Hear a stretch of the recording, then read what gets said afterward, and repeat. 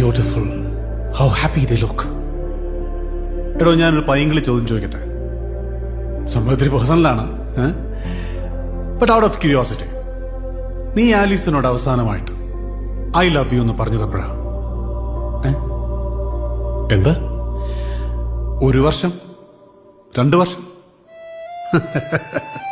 ഓർമ്മയുണ്ടാവില്ല. പ്രേമിക്കുന്ന സമയത്ത് നിങ്ങൾ എല്ലാ ദിവസവും ഒരു തവണയെങ്കിലും പറയുമായിരുന്നു ഐ ലവ് യു എന്ന്. 1 മണിക്കൂർ കാണാതിരുന്നാൽ അപ്പ മെസ്സേജ് ചെയ്യും, I miss you, miss you ഡാ, മിസ് യു മുത്തേ, ചക്കരെ, തേങ്ങ, മാങ്ങ, ഒലക്കയുടെ മൂട്, എന്തൊക്കെയായിരിക്കും. നിന്റെ കാമുകയായിരുന്ന ആലീസിനെ തന്നെയല്ലേ നീ കല്യാണം കഴിച്ചത്? Then why the double standards? ഒരാൾക്കൂട്ടത്തിന് മുന്നിൽ വെച്ച് സ്വന്തം കാമുകയെ ചേർത്ത് പിടിക്കാൻ നിനക്ക് എന്തൊരു ധൈര്യമായിരുന്നു.